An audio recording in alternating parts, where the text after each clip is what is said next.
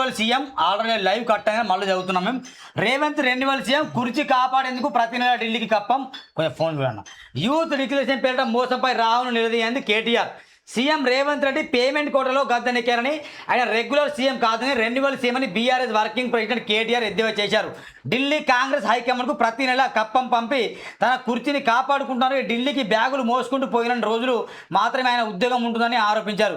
Indira park వద్ద SC ST BC minority contract association ఆధ్వర్యంలో ఏర్పాటు చేసిన మహాధర్నాలో కేటీఆర్ మాట్లాడారు. తెలంగాణ బడులకు తీవ్ర అన్యాయం జరుగుతున్న ఢిల్లీ హైకమాండ్ మౌనంగా ఉండడానికి ఇదే కారణం అన్నారు. ఈ ద్రోహానికి రేవంత్ రెడ్డితో పాటు రాహుల్ గాంధీని మళ్ళీ ఖరీదు నిలదీయాలట. మరి నిజమే రెన్యువల్ సీఎం కావచ్చు. మరి మీ నాన్న ఏం సీఎం? మరి ఫామ్ హౌస్ సీఎమా? ఏమంటారు? Revanth Reddy renewal CM, okay ఒప్పుకుందాం. మరి మీ నాన్న కల్వకుంట్ల చంద్రశేఖర్ రావు అలియాస్ కేసీఆర్, ఆయన ఎవరి సీఎం? కల్వకుంట్ల చంద్రశేఖర్ రావు. సరే, ఇప్పుడు గతంలో మరి ఒక దాదాపు రెండు టర్మ్లో సీఎంగా ఉన్నాడు. ఆయన ఏంది కనీసం సెక్రటేరియట్కు రానటువంటి ఒక సీఎం ఎవరంటే కేసీఆర్ అని చెప్పవచ్చు. అది వాస్తు బాగాలేదని చెప్పేసి దాదాపు ఎప్పుడు నిజాం కాలంలో కట్టినటువంటి ఒక సెక్రటేరియట్ దాదాపు 1000 కోట్లతో ఖర్చుతో కూడుకున్నటువంటి ఒక సెక్రటేరియట్ కూలగొట్టి మళ్ళీ ఇక 1000 కోట్లు ఖర్చు పెట్టి మరి సెక్రటేరియట్ కట్టారు. అంత డబ్బు వృధా. ప్రభుత్వ ఖజానాను నిర్వీర్యం చేసినటువంటి వ్యక్తి ఎవరంటే గత ప్రభుత్వ సీఎం అయినటువంటి ఒక కేసీఆర్ అని చెప్పొచ్చు.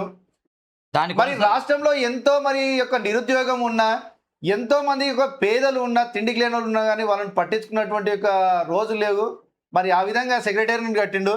మరి ఈయన మరి కేసీఆర్ మరి రేవంత్ రెడ్డిని విమర్శిస్తారు. ఇద్దరు ఒకటే. ప్రజలు ఏంటంటే ఈయన విమర్శిస్తే ఆయన వైపు చూడాలి, ఆయన విమర్శిస్తే ఈయన వైపు చూడాలి, కానీ ఇద్దరు ఒకటే. కాబట్టి రెన్యువల్ సీఎం అని అంటున్నావు కరెక్ట్. ఓకే, నేను దాన్ని ఒప్పుకుంటాను. రెన్యువల్ సీఎమే కావచ్చు, ఆయన మంచిగా పరిపాలిస్తాడు కావచ్చు. మరి మీ నాన్న కూడా రెన్యువల్ సీఎమే కదా, అంటే ఫామ్ హౌస్ సీఎం కదా మీ నాన్న. మరి ఫామ్ హౌస్లో ఉండే పరిపాలన, నైట్ల తాగుడు, డే మొత్తం పరిపాలన, లోటపేట మాటలు. ఆ మాటలో చాలా లాజిక్ ఉంది సురన్న. ఏంటంటే మనం దీనిపైనే చర్చ జరగాలి. దీన్ని పట్టించుకోకపోతే మన అధికారం వైపు మనం అడుగులేస్తాము. దీన్ని పట్టించుకుంటున్నారు కాబట్టి ఇక్కడ అక్కడ జరుగుతున్న చర్చ అంతా ఇప్పుడు